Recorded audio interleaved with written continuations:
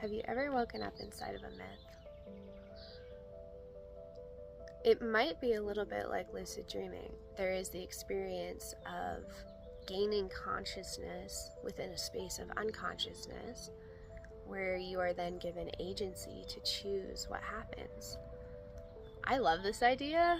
I've never personally experienced it. I am swept away by my dreams. I have very vivid dreams, but I have never developed agency within them. When I analyze what it's like to wake up within a dream, it seems to parallel what it's like to wake up within a myth. And waking up within a myth happens in your lived experience of life, usually when you're going through something quite dramatic, could be traumatic, sounds like traumatic, a dramatic life event, sometimes traumatic, and to realize within the experience of that event that there is a mythology at play. And it really relates to a type of therapy called family constellations, where you have a certain dynamic with someone in your family, and other people in the constellational work will essentially put on the costume of your family member and allow you to have an interaction with them that you have never been able to have in real life. And so there's it's almost like theater, just to allow you the space to interact with characters from your own life story through the medium of others. It seems like if you were called upon to enact a myth within your own life, that the purpose would be to write a different ending and to gain that agency over the myth and to add to the possible akashic records of the iterations that myth has taken through people's lives and through different cultures and tellings of the myth. It seems like each time the myth is lived, there would be another record made, and that record would potentially have impact on the other records. But speaking from experience, when I have been inside of a myth, it feels almost impossible to gain agency. And that could also be because of the collective records of how that mythic storyline goes.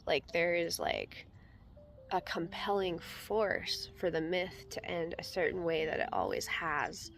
And it does have the sensation of swimming upstream a violent river. The river is flowing as hard as possible, and you are like, I wanna get to that ending, but that ending is taking tremendous skills and emotional awareness and just everything you've got to get to. And it is kind of interesting and funny. Mythology is so romantic, and obviously we all love stories and we all love learning through stories. And the thing is they're extreme. Myths are extreme. I can't think of any myth that you would be like, oh, I'll live that myth, let me try. And despite that, we do live these myths. We live these myths all the time, I believe, and mostly unconsciously. And waking up within one, although that sounds wonderful to be given that opportunity, it's also terrifying. It's terrifying to feel that you are at the hand of fate, and that fate has already determined an ending to the story in a certain way. Obviously, it's not sealed. You still have your free will, but the tide is strong.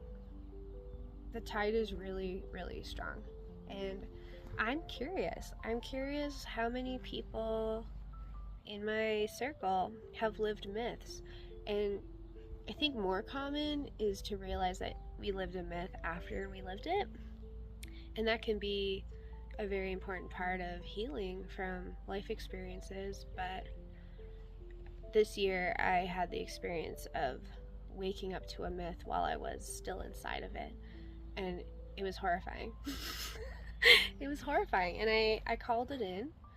I have been planning a Demeter Dark Moon retreat for May. And I almost feel that by creating an event around Demeter, I called in Demeter. I called in, and I've already lived Demeter myth. And it wasn't finished. Like I went through an initiation of a myth that I would say is in the Demeter family, and the integration of it is really intense. Rewriting a myth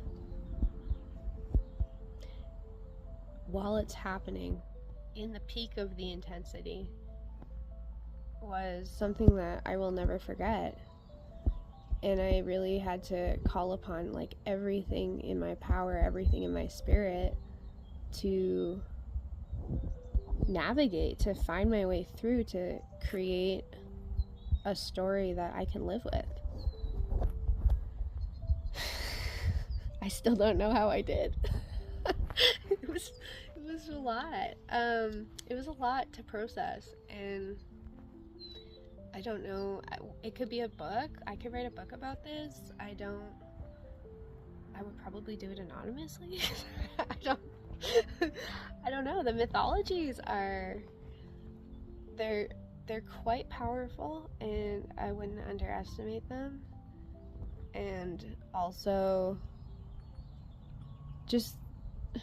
it's just funny because in the scenario that you think you would get the most agency is when I felt the least agency. Like waking up in the myth made me feel like I had no agency. And so what's the point of it all? Like, I'm just curious your experiences and what that brings into you. Have you ever lived a myth that you have figured out, oh wow, like that was part of my story? Or have you ever woken up inside the myth while it's happening? Anyway, these are my morning musings.